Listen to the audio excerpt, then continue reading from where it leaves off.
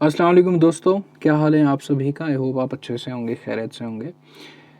I welcome you all to C Latif's academy. So जितने भी मैंने पॉलिटिकल साइंस के यानी इंडियन पॉलिटी के लेक्चर्स पढ़ाए हुए हैं, उसका एक सेशन मैंने एमसीक्यूज़ का आपके लिए लाया हुआ है। वो आपको देखना पड़ेगा, बहुत पहले लाया हुआ है, लगभग कुछ एक हफ़्ता पहले।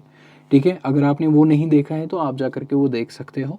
और जो ये एक किस्म का आपका एक मॉक टेस्ट है, क्योंकि इसमें मैंने हर एक प्रोविज़न से जो जितने भी एस्पेक्ट्स बनते हैं और जो हमने पढ़ा था, उन सभी में से कुछ कुछ क्वेश्चंस मैंने लेकर के यहाँ पे लाया हूँ, ताकि आपका जो है फुल रिवीजन हो जाए और आपको पता चले हमें कौन कौन सा पोर्शन, अगर कोई लेफ़्ट आउट है यानी कि रह जाता है, तो उसको भी आप एमसीक्यूज़ के थ्रू आप कब अभी कवर कर सकते हो, क्योंकि अभी भी कुछ टाइम है। अब हम अपने क्वेश्चन नंबर 1 पे चलेंगे। ठीक है, हमारा पहला क्वेश्चन है, the original constitution was hand written. ठीक है, जब कॉन्स्टिट्यूशन बना था तो वो हैंड रिटन था। आप बताइए इनमें से कौन सी ऐसी हस्ती थी, यानी कि कौन शख्सियत थी इन ऑप्शंस में से जिन्होंने वो अपने हाथों से लिखा था हिंदुस्तान के संविधान को। ठीक है, आपके पास ऑप्शंस है रफ़ी अहमद केडवी, कैलाश नाथ, प्रेम बिहारी या none of the above. So the right answer is guys, Prem Bihari ji जो हैं उन्होंने अपने हाथों से पहला कॉन्स्टिट्यूशन लिखा था, ओरिजिनल कॉन्स्टिट्यूशन लिखा था। चलिए अपने नेक्स्ट क्वेश्चन की तरफ बिना कुछ टाइम वेस्ट किए हुए। 10th schedule of constitution of India was added by which amendment act of the constitution. इनमें से कौन से कॉन्स्टिट्यूशन अमेंडमेंट एक्ट में 10th schedule of constitution of India को ऐड किया गया था? क्या 24 था, 52 था, 61 था या 85 था? इनमें से आप बताइए। तो गाइज मैं आपको बताना चाहूँगा, 10th schedule of constitution of India जो है ये डील करता है किसके साथ? एंटी डिफेक्शन लॉ के साथ। यानी एंटी डिफेक्शन लॉ बोले तो अगर कोई किसी भी तरीके से फॉर एग्जांपल किसी पॉलिटिकल पार्टी से कोई इलेक्शन जीत करके आता है, तो उसको ये चीज़ जो है 10th शेड्यूल में एंटी डिफेक्शन लॉ जो है वो उसको रोकता है कि आप फिर बाद में जो है अपना शिफ्ट करें अपनी पार्टी, यानी कि आप वो जो है वो डिसक्वालीफाई हो जाता है वहीं पे। ठीक है, उसको फिर नए से फिर इलेक्शन लड़ना होगा। तो यही चीज़ जो है 10th शेड्यूल में मेंशन किया गया है। ठीक, तो option B would be the right answer. इसमें जो है 52nd कॉन्स्टिट्यूशन अमेंडमेंट एक्ट में 10th schedule of constitution of India जो है वो ऐड किया गया था। अच्छा बताइए, इमरजेंसी जो थी, इमरजेंसी जो है, an emergency under the article 352 of constitution of India can be declared only during. In statements में आप देख लीजिए कि इमरजेंसी कब लग सकती है, एग्जैक्ट स्टेटमेंट आपको बताना है। Let me tell you guys, ये क्वेश्चन जो है जम्मू कश्मीर पुलिस के सब इंस्पेक्टर 2018 के पेपर में आया हुआ था कि आप एग्जैक्ट बताओ कि जो इमरजेंसी है, जो आर्टिकल 352 में प्रोविजंस है, यानी वो आर्टिकल 352 किसके साथ डील करता है? नेशनल इमरजेंसी के साथ। बताइए, जब कॉन्स्टिट्यूशनल का फेलियर होगा, यानी कि कॉन्स्टिट्यूशनल मशीनरी का फेलियर होगा, क्या तब इमरजेंसी लग सकती है? नहीं। फाइनेंशियल इंस्टेबिलिटी जब होगी तब इमरजेंसी लग सकती है? ऐसा भी नहीं है। वॉर, एक्सटर्नल एग्रेशन और इंटरनल डिस्टर्बेंस? नहीं, इसको इंटरनल डिस्टर्बेंस के टाइम पर नहीं लग सकता है। War, external aggression and armed rebellion जब होगा तब जो है आर्टिकल 352 के अंडर इमरजेंसी लग सकती है एक कंट्री में, यानी इंडिया में। ठीक है, ऑल राइट। तो यहाँ पर आपको एक और क्वेश्चन भी क्लियर हो गया है कि कौन सा आर्टिकल डील करता है किसके साथ? Emergency provisions, national emergency provisions के साथ। वो आर्टिकल 352 आप याद रखिएगा। अच्छा बताइए, मंडाल कमीशन को was constituted during the tenure of. इनमें से कौन से लीडर ऐसे थे जिनके टेन्योर में मंडाल कमीशन को बनाया गया था? ठीक है, मंडाल कमीशन का मतलब यही था कि वो आइडेंटिफाई करें, क्या मतलब सोशली और एजुकेशनली जो बैकवर्ड क्लासेस थे उनके मतलब उनकी रिजर्वेशंस के बारे में, उनको किस तरीके से सीट्स वगैरह प्रोवाइड करें। तो उस कमेटी का जो है, कमीशन का, वही एक ऑब्जेक्टिव था। यहाँ पर गिवन है, आप पढ़ सकते हो। तो इन लीडर्स में से मोरारजी देसाई के टाइम पे ये कमीशन बनाई गई थी। ठीक है, मोरारजी से आप याद रखें मंडाल, मंडाल कमीशन को मोरारजी देसाई के टेन्योर में बनाई गई थी। अच्छा, अब बात करते हैं हम अब अपने नेक्स्ट क्वेश्चन की। The makers of the constitution chose the scheme of federation of India as prevalent in which of the. अच्छा, इन कंट्रीज में से आप बताइए कि किसको देखकर हिंदुस्तान के संविधान को बनाने वाले जो फाउंडिंग फादर्स थे, उन्होंने किस कंट्री को देखकर जो है यहाँ पर फेडरेशन का कंसेप्ट इंट्रोड्यूस किया?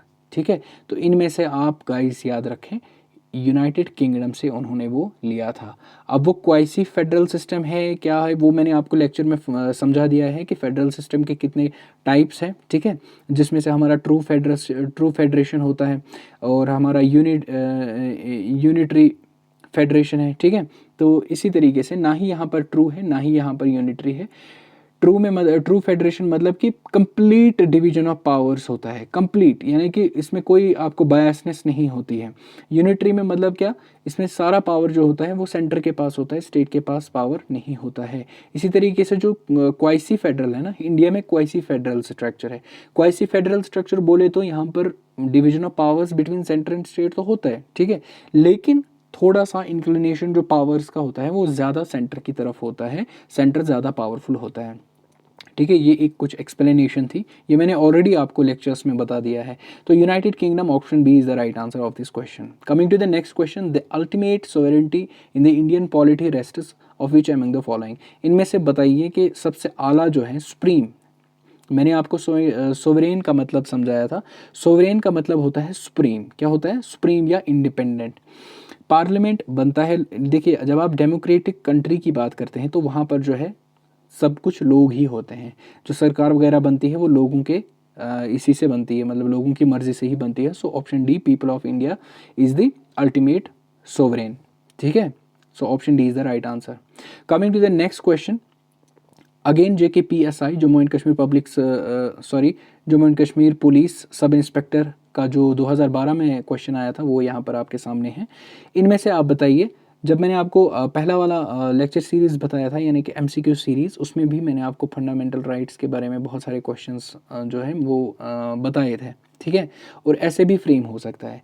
बताता है राइट टू फ्रीडम के रिलेटेड कौन से आर्टिकल्स डील करते हैं, बताइए। 14 से 18, 19 से 22, 23 से 24, 25 से 28, इसमें से कौन सा सही आंसर है। तो article 25 to 28 is the right answer, जो कि डील करते हैं right to freedom of religion के साथ, ठीक है। तो इसी तरीके से बाकी भी आपको फंडामेंटल राइट्स याद रखने हैं।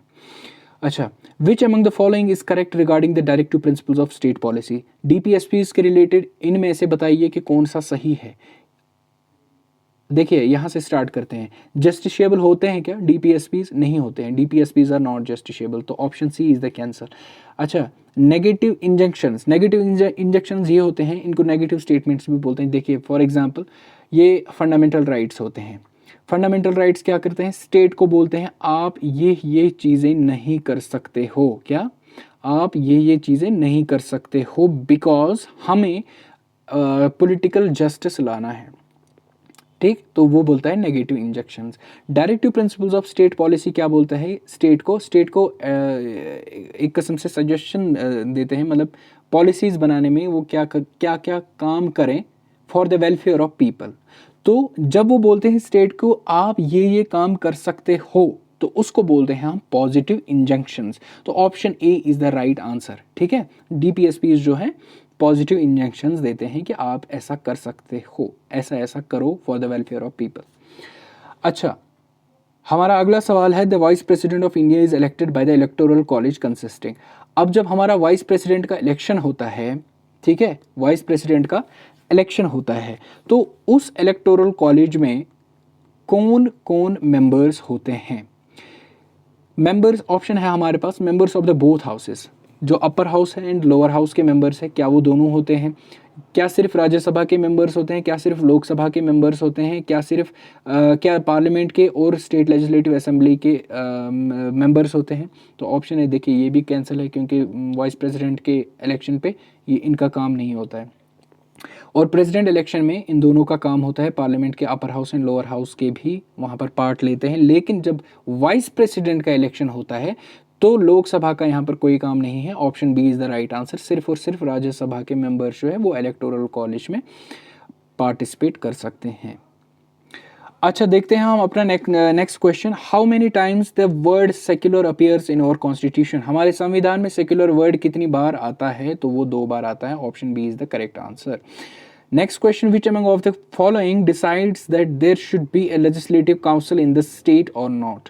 आप बताइए इनमें से कौन ये डिसाइड करता है कि एक स्टेट में लेजिस्लेटिव काउंसिल बनेगी या नहीं बनेगी? President no, governor no, legislative assembly ठीक है, चीफ मिनिस्टर नो। ये लेजिस्लेटिव असेंबली ही डिसाइड कर सकती है कि वहाँ पर लेजिस्लेटिव काउंसिल बनेगी या नहीं बनेगी। ठीक है गाइज, चलिए मैं बहुत ज़्यादा तेज़ चल रहा हूँ, लेकिन आई डोंट वांट कि आप 2x पे सुने और फिर आपको चीज़ें याद ना रहें, इसलिए मैं ही 2x पे चल रहा हूँ। ऑलराइट गाइज, तो चलिए अपने नेक्स्ट सवाल की तरफ। Who among the following in the state legislator decides whether a bill is a money bill और नॉट? मैंने आपको पहले भी बोला था, जब पार्लियामेंट में, वीडियो को पॉज करना पड़ा था, हम साइनस कैनगेड है तो थोड़ा शोर पानस एनीवे अच्छा, मैं बता रहा था कि जब हम लोकसभा में यानी कि पार्लियामेंट के लोअर हाउस में जब मनी बिल को इंट्रोड्यूस करते हैं, तो उस वक्त जो है वहाँ पर कौन डिसाइड करता है कि ये मनी बिल है या नहीं? मैंने आपको पढ़ाया था ना, उस वक्त जो लोकसभा के स्पीकर होते हैं वही डिसाइड करते हैं whether it is a money bill और नॉट, और उन्हीं का डिसीजन आखिरी डिसीजन होता है। ठीक है, तो फिर इसी तरीके से बोलता है स्टेट लेजिस्लेचर में कौन डिसाइड करते हैं कि ये मनी बिल है या नहीं है, जब कोई भी बिल इंट्रोड्यूस होती है स्टेट लेजिस्लेचर में। ठीक है, तो वहाँ पर speaker of the legislative assembly ही डिसाइड करते हैं कि ये मनी बिल है या नहीं है। अगर वो डिसाइड करेंगे कि वो नहीं है तो वो नहीं है। ठीक है, और एक चीज़ मैं आपको यहाँ पर प्लस पॉइंट बताता हूँ, कोई भी मनी बिल जो है लोकसभा में इंट्रोड्यूस नहीं हो सकती है without prior recommendation of the president. ठीक है, ओके गाइस, तो अब हम देखेंगे अपना next question. The election commission of India is not concern with the elections of. देखिए, इनमें से आप बताइए कि इलेक्शन कमीशन ऑफ इंडिया जो है किसके साथ कंसर्न नहीं है? जब प्रेसिडेंट का इलेक्शन होता है तब वो कंसर्न नहीं होते हैं क्या? वाइस प्रेसिडेंट का इलेक्शन होता है, म्यूनसिपैलिटी का होता है, या ऑल ऑफ द अबव? आप बताइए इसका सही आंसर क्या है? फौरी तौर 2 सेकेंड्स में। आपने आंसर दिया है answer D which is wrong answer. यहाँ पर आपका ऑप्शन सी जो है वो राइट आंसर आपका रहेगा। ठीक है, option C is the right answer. Panchayat और म्यूनसिपैलिटीज़ का इलेक्शन जब होता है स्टेट में, तो वो स्टेट इलेक्शन कमीशन करता है। कौन? स्टेट इलेक्शन कमीशन उसका जो है वो देखभाल करता है। और स्टेट इलेक्शन कमीशन को कौन अपॉइंट करता है? Governor of the state. देखो, ठीक है, ऑल राइट। अब हम देखेंगे अपना next question. With reference to the Keshavananda Bharati case, the supreme court of India mandated that. Keshavananda Bharati case एक बहुत ही फेमस केस है इंडियन पॉलिटी में, आप जब देखते हो तो उसमें आप बताइए कि सुप्रीम कोर्ट ने उस वक्त जो जजमेंट दी थी, आप बताइए इन स्टेटमेंट्स में, स्टेटमेंट 1 और स्टेटमेंट 2, इनमें से क्या सही है? यानी कि क्या एग्जैक्ट सुप्रीम कोर्ट ने उस वक्त बोला था? क्या उन्होंने बोला था basic features of the constitution जो है उसको अमेंड आप नहीं कर सकते हो, यानी कि कोई भी बेसिक स्ट्रक्चर के साथ आप कोई भी छेड़खानी नहीं कर सकते हो? या उन्होंने ये बोला था fundamental rights are counted in basic features? तो इनमें से बताइए आप ऑप्शन क्या है? क्या ऑप्शन 1 ही स्टेटमेंट 1 ही सही है, या दूसरा ही सही है, या दोनों ही सही है, या कोई भी नहीं है? तो गाइज मैं आपको बताना चाहूँगा ऑप्शन ए, जो जब हम पढ़ते हैं केशवानंदा भारती केस, तो वहाँ पर जब सुप्रीम कोर्ट ने बोला था आप अमेंडमेंट जो है वो लाते रहते हैं, लेकिन आप अमेंडमेंट नहीं ला सकते हो अगर वो amendment basic structure of the constitution को किसी भी तरीके से इंटरफेयर उसमें से कर सकता है, यानी कि उसमें छेड़खानी कर सकता है। Basic features of the constitution को आप अमेंड नहीं कर सकते हो, आप चेंज नहीं कर सकते हो। So the option A would be the right answer, only statement 1 is correct. Alright guys, so let's come to the next question. Who among the following is appointed as the returning officer in president elections? President का जो election होता है उस वक्त जो returning officer appoint किया जाता है, आप बताइए इनमें से कौन होते हैं जिनको रिटर्निंग ऑफिसर अपॉइंट करते हैं? ठीक है, प्रेसिडेंट के इलेक्शन के दौरान क्या इलेक्शन कमिश्नर को रिटर्निंग ऑफिसर अपॉइंट करते हैं, लोकसभा के जनरल सेक्रेटरी को करते हैं, लोकसभा के स्पीकर को करते हैं, या फिर किसी भी पर्सन को करते हैं? कौन? इलेक्शन कमीशन किसी भी पर्सन को नॉमिनेट करेगा कि आप रिटर्निंग ऑफिसर बनो। So let me tell you guys, ये बहुत ही अच्छा पोस्ट, मतलब एक बहुत ही अच्छी जगह होती है, रेप्यूटेड जगह होती है। तो यहाँ पर जो है आप किसी को भी ऐसे नहीं कर सकते हो। एक सीनियर मोस्ट सिविल सर्वेंट को आप अपॉइंट कर सकते हो, जिसकी रैंक क्या होगी? Cabinet secretary. कैबिनेट सेक्रेटरी के रैंक के सिविल सर्वेंट को आप यहाँ पर लोकसभा के सेक्रेटरी जनरल को रिटर्निंग ऑफिसर अपॉइंट करते हो in president elections. So option B would be the right answer. Coming to the next option, guys, next question. Who was the chairman of the Union Powers Committee of the Constituent Assembly? जब Constituent Assembly बनी थी तो वहाँ पर बहुत सारी committees बनी थी.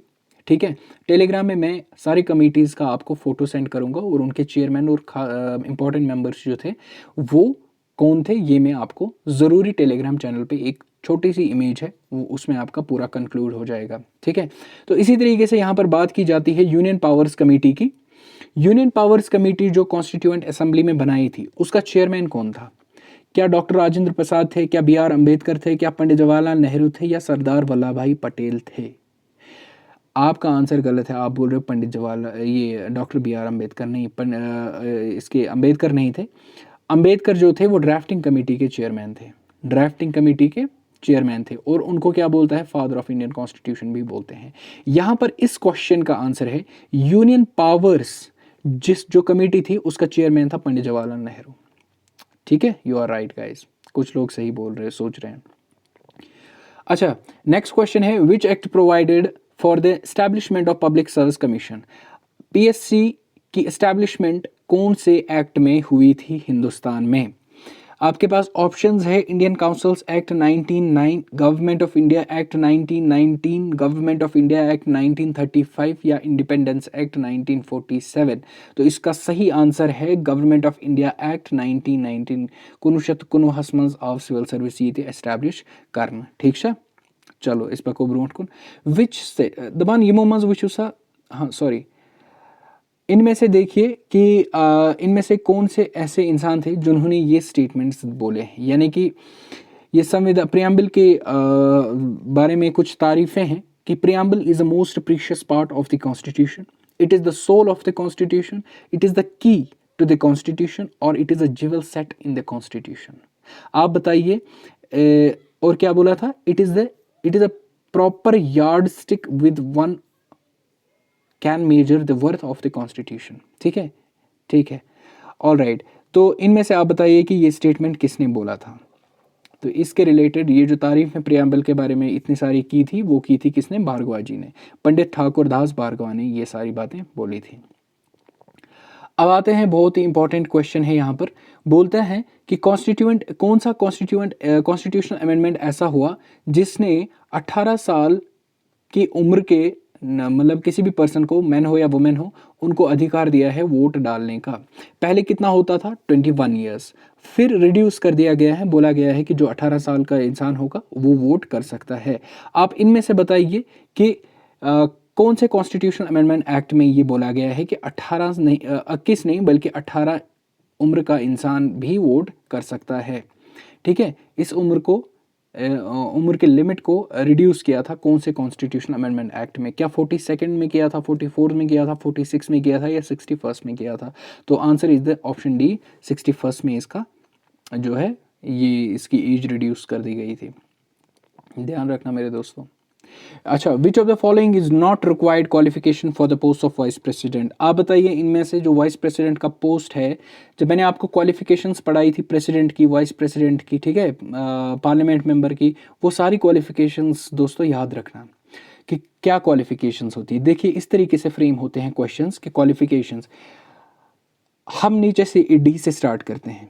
डी से जब हम स्टार्ट करते हैं, जो वाइस प्रेसिडेंट के इलेक्शन में आना चाहेगा, ही should be a citizen of India. बिल्कुल सही है ये qualification. He should not hold any office for the profit के लिए उसने कोई भी ऑफिस खोल के नहीं रखा होगा, तभी वो इलेक्शन वाइस प्रेसिडेंट या प्रेसिडेंट में आ सकता है. बिल्कुल ये बात भी सही है, डी भी सही है, सी भी सही है. ठीक है, he should be qualified for the election of Lok Sabha as a member. देखते हैं, he should have completed 35 years age. बिल्कुल सही. तो इसमें बचा कौन? B option. यानी कि ये कोई भी क्वालिफिकेशन वहाँ पर सेट नहीं की गई है कि वो जो है उसका लोकसभा का मेंबर होना अनिवार्य है. मतलब he should be the qualified for the election as an member of the Lok Sabha, ऐसा नहीं है. बल्कि ये तीन जो है ये रिक्वायरमेंट्स बिल्कुल वहाँ पर मेंशन की गई है जब हमने वाइस प्रेसिडेंट और प्रेसिडेंट पढ़ा था. All right, guys. So next question is who can recommend dissolution of Lok Sabha to the president at any time? इनमें से बताइए आप लोकसभा का डिसोल्यूशन कौन जो है वो रेकमेंड कर सकता है किसी भी वक्त प्रेसिडेंट को। मैंने आपको बताया था प्रेसिडेंट और प्राइम मिनिस्टर के रिलेशंस में, याद होगा आपको गाइज ये लेक्चर, क्योंकि मैंने आपको बहुत प्यार से वो पढ़ाया था। प्रेसिडेंट और प्राइम मिनिस्टर के बीच में ये रिलेशन होता है कि वही ये सारी चीज़ें जो है कम्युनिकेशन जो है वो ट्रांसफ़र करता है from the council of ministers to the president. उनका जो बीच में एक कनेक्शन होता है वो कौन होता है? Prime minister. और प्राइम मिनिस्टर ही काउंसिल ऑफ मिनिस्टर्स का हेड होता है, तो प्राइम मिनिस्टर ही रिकमेंड कर सकता है किसी भी वक्त dissolution of Lok Sabha. The right answer would be option A, prime minister. ठीक है, Who among the following persons does not take oath of the office? इनमें से बताइए आप कौन से व्यक्ति, कौन से शख्सियत ऐसी है जो कि ओथ शपथ नहीं लेते हैं जब वो किसी अपनी कुर्सी पर बैठते हैं, यानी कि अपना ऑफिस संभालते हैं। देखिए प्राइम मिनिस्टर जब बनते हैं तो सबसे पहले वो ओथ लेते हैं, ठीक है। तो उसके बाद वाइस प्रेसिडेंट जब बनता है कोई भी, तो वो भी शपथ लेता है, वो भी ओथ लेता है। और प्रेसिडेंट क्या बोलता है कि मैं कॉन्स्टिट्यूशन की रखवाली करूँगा, ये भी ओथ लेता है। तो इनमें बचा कौन? स्पीकर। स्पीकर जो है वो ओथ नहीं लेता है, ठीक है। Okay, option A is the right answer.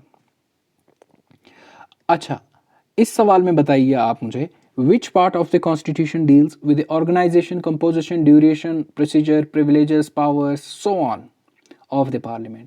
यानी कि पार्लियामेंट के साथ जो है जितनी भी चीज़ें पार्लियामेंट के साथ रिलेटेड है वो कौन से पार्ट ऑफ द कॉन्स्टिट्यूशन में है। क्या वो फोर्थ में है? नहीं, वो भी आपने पढ़ा था, थर्ड एंड फोर्थ है ना। थर्ड में क्या है? Fundamental rights. फोर्थ में DPSPs। और फोर्थ के साथ ही डील क्या करता है वो? Fundamental duties. और पार्ट फिफ्थ में पार्लियामेंट डील करता है। क्या? Part fifth of the constitution जो है वो डील करता है इन सब चीज़ों के साथ कि पार्लियामेंट में कौन होगा, किस तरीके से काम करेगी, क्या प्रिविलेजेस होते हैं, पावर्स क्या होते हैं पार्लियामेंट के, वो सब parliament option B is the right answer. Part fifth में वो सब कुछ मेंशन्ड है। अच्छा बताइए guys, who elects the representatives of union territories in Rajya Sabha? Rajya Sabha में जितने भी मेंबर्स हों, रिप्रेजेंटेटिव्स होंगे किसके? यूनियन टेरिटरीज के, यूटीज़ के। यूटीज़ के जो रिप्रेजेंटेटिव्स हैं उनको कौन जो है इलेक्ट करता है किस में? राज्यसभा में आने के लिए, तो वो होता है electoral college. C is the right answer. Now coming to the next question, which schedule was added by the first amendment to the constitution of India? अच्छा, जब कॉन्स्टिट्यूशन ऑफ इंडिया का पहला अमेंडमेंट हुआ था तो इनमें से कौन सा स्केड्यूल ऐड हुआ था? ध्यान रखें मेरे दोस्तों, बेसिक सवाल है ये। तो पहले कितने स्केड्यूल्स थे इंडियन कॉन्स्टिट्यूशन में?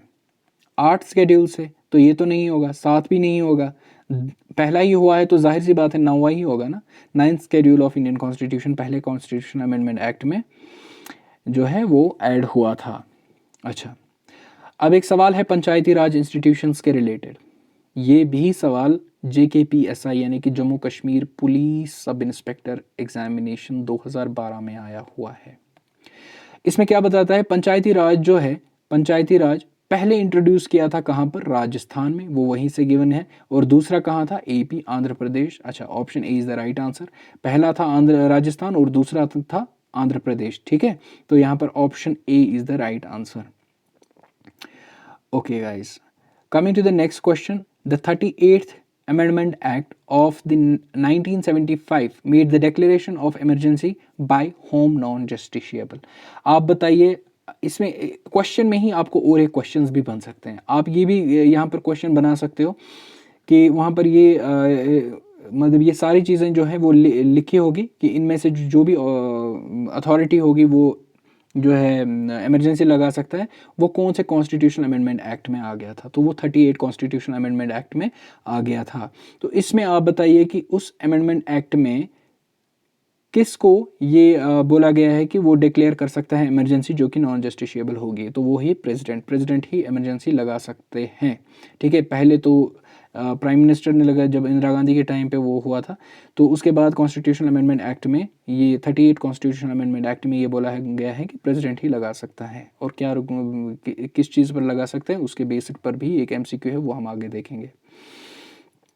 अच्छा, the term of office of the member of the council of India as per the act of 1919, as per the act of 1919 से जो काउंसिल ऑफ इंडिया जो थी उसके बताइए उसका टेन्योर कितना था, तो वो 5 साल का था। बेसिक क्वेश्चन है, option A is the right answer. ठीक है, ऑप्शन ए। अच्छा, इस लेक्चर की जो पीडीएफ है वो आपको टेलीग्राम चैनल, जो मैंने पहले भी बोला था, या आपको सी लतीफ़ एकेडमी ऐप पर मिलेगी, और वहाँ पर आपको जो है ये सारे ऑप्शंस हाईलाइटेड होंगे, जो राइट आंसर होंगे वो आपको हाईलाइटेड मिलेंगे। तो आपको परेशान होने की ज़रूरत नहीं है कि मतलब इसके आंसर्स कहाँ मिलेंगे, वहाँ पर आपको वो सीधे सीधे आंसर ब्रॉड वर्ड्स में लिखे होंगे। अच्छा, which article of the Indian constitution contains the provisions of national emergency, इनमें से बताइए कि कौन सा आर्टिकल ऐसा है जिसमें इमरजेंसी के प्रोविजंस, नेशनल इमरजेंसी के प्रोविजंस लिखे गए हैं।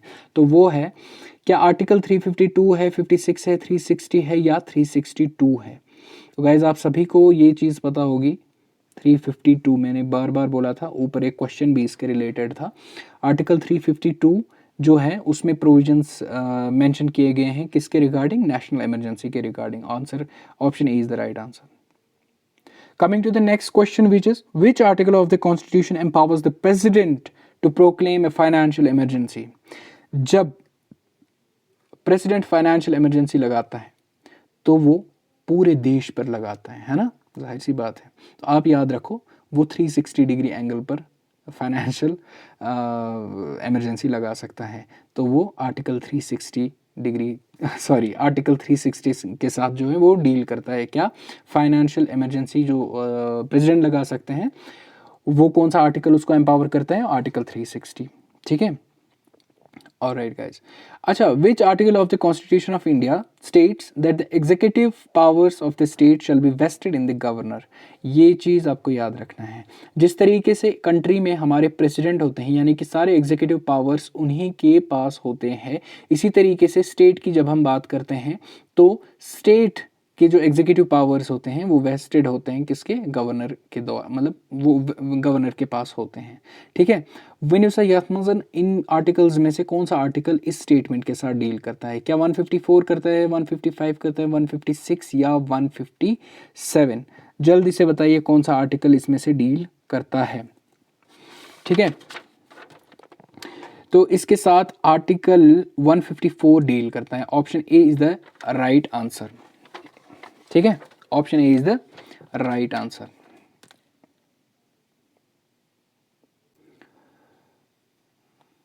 अच्छा, चलते हैं हम अपने नेक्स्ट क्वेश्चन की तरफ।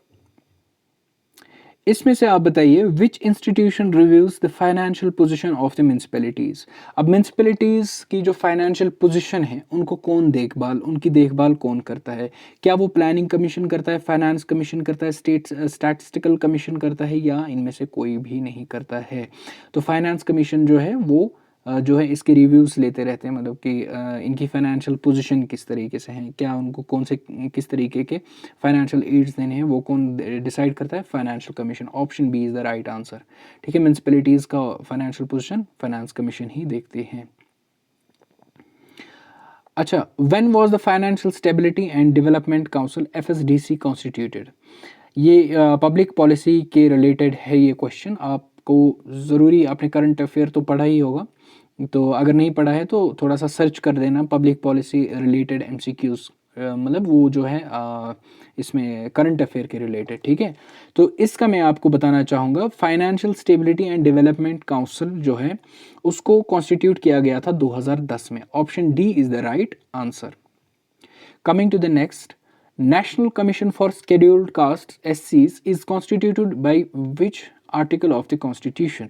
इनमें से बताइए जो नेशनल कमीशन फॉर SCs जो बनाई गई थी, इनमें से कौन से आर्टिकल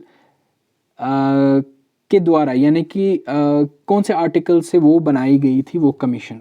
तो ये भी आपका जो है PP से ही क्वेश्चन बनता है। जल्दी से बताइए कौन सा ऑप्शन इसका सही बनेगा।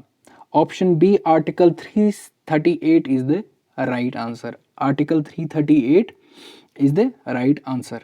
जो national commission for scheduled caste बनाई गई थी वो आर्टिकल 338 के द्वारा ही बनाई गई थी, मतलब उसी के प्रोविजंस में बनाई गई थी। चलिए जी आगे। अच्छा, इसमें अब ये बताते हैं, ये आपका आज के सेशन का लास्ट क्वेश्चन रहेगा। The word socialist secular is added in the constitution in which amendment act.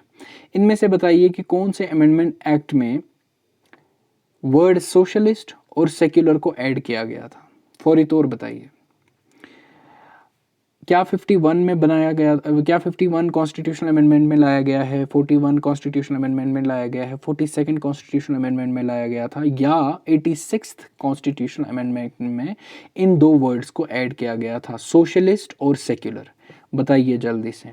ध्यान रखें मेरे दोस्तों, option C is the right answer. 42nd constitutional amendment act में वर्ड सोशलिस्ट और सेक्युलर को इसमें ऐड किया गया था। ठीक है, सोशलिस्ट और सेक्युलर को ऐड किया गया था। एक और चीज़, जो 42nd कॉन्स्टिट्यूशनल अमेंडमेंट एक्ट है उसको मिनी कॉन्स्टिट्यूशन भी बोलते हैं, क्योंकि इसमें बहुत सारी चीज़ें ऐड हुई थी।